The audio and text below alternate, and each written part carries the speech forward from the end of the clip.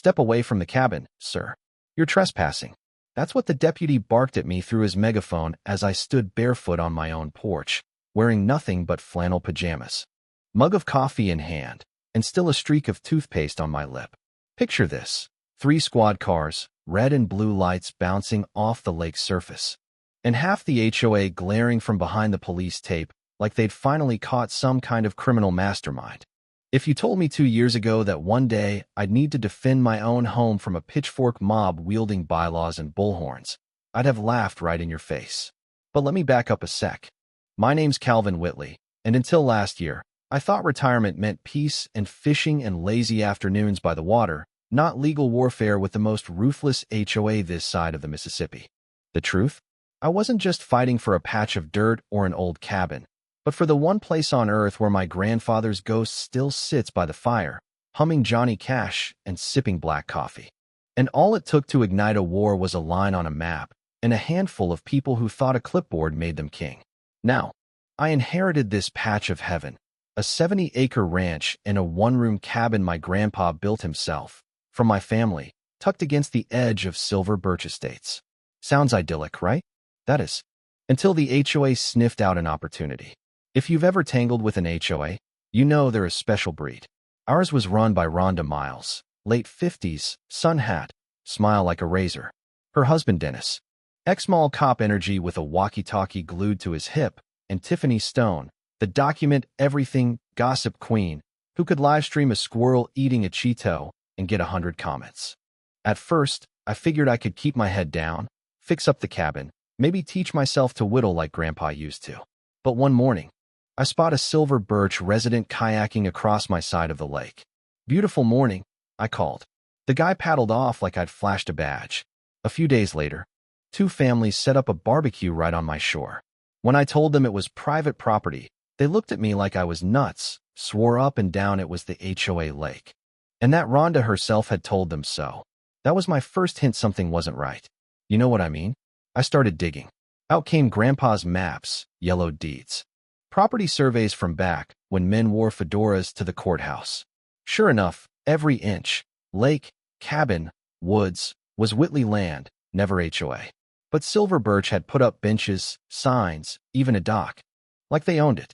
At first, I thought, maybe it's a mix-up. I wrote Rhonda a letter, attached a copy of the old deed, kept it friendly. No response. Instead, 3 days later, a wooden sign went up. Private community lakefront. HOA members only. That's when I stopped being polite. I checked the records at the county myself. Yep, my name, my taxes, my lake. But instead of suing, I tried to keep the peace. I cleaned up the cabin, fixed the porch, and decided I'd spend the weekend fishing. The first night was quiet. The kind of peace you only get with frogs croaking and the moon shining on water. The next morning, I opened my door to Dennis and his radio. "You're trespassing on HOA land," he said. I laughed. "Buddy, my grandpa built this place." 10 minutes later, the cops arrived. And that's how I wound up on my porch, slippers and all, facing a standoff with 3 squad cars. As the deputy asked for proof, Rhonda stepped up, her voice all honey and threat, claiming the lake was deeded to the HOA, that they maintained it, and so on. Meanwhile, Tiffany hid behind a tree, live streaming. I told the cops I had the paperwork at home and pointed out a brand new property marker I'd set up, right where the county had surveyed last year. Bold letters, private ranch. Entry by permission only. Suddenly, a drone I'd launched the night before buzzed overhead, filming the whole show, and the red sign glared in high definition for everyone to see. Rhonda's face nearly melted off her skull. It should have ended there, but of course it didn't. The cops decided to kick it up to the county and asked everyone to leave until it was sorted. As they walked away, Rhonda snarled that she didn't recognize my authority, and Dennis muttered about fake documents. But the GPS map from my drone, synced to the county database, shut everyone up. You could almost hear the gears grinding in their heads as they realized, maybe for the first time, they were standing on someone else's dirt. Let me pause for a twist, because just when I thought it couldn't get weirder, a construction crew showed up the next morning, hauling in scaffolding and a stage right onto my clearing. Silver Birch HOA Community Center, groundbreaking today, read a vinyl banner strung between 2 oaks. My mouth hung open.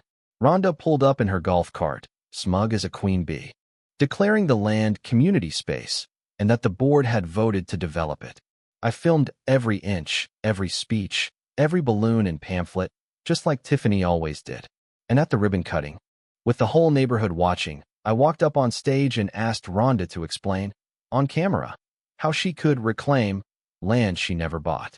You should have seen her squirm when my lawyer, Mr. Fisher, arrived mid-ceremony, briefcase, suspenders, attitude. He dropped the full set of records in the sheriff's hands, outlining 2 cease and desist notices the HOA had ignored, and quietly informed the crowd that any construction was a violation of multiple county ordinances and environmental laws. That's when a construction worker ran up holding a battered metal box dug up by the fire pit, a box that turned out to hold my grandfather's original deed, a notarized letter, and maps extending our land even further than I realized. Rhonda went white as a ghost. Things unraveled fast. Residents started asking questions, some angry, some scared. Fisher laid out every violation, explained how years of trespassing, illegal building, and misuse of HOA funds could bring down the whole board. Tiffany tried to sneak away, Dennis blustered, and Rhonda insisted the lake belonged to the community. Then, from the crowd, a young woman named Rachel admitted she'd accidentally built a boathouse on my land. I told her the truth. I'm not here to ruin anyone's life, but I won't let anyone steal what my family built. Just as it seemed the truth was out and the battle won. Fisher got a call. Rhonda had filed a new claim with the county, trying to seize my ranch through her brother's holding company, using an outdated map. A classic move: delay, intimidate, drag it through the mud.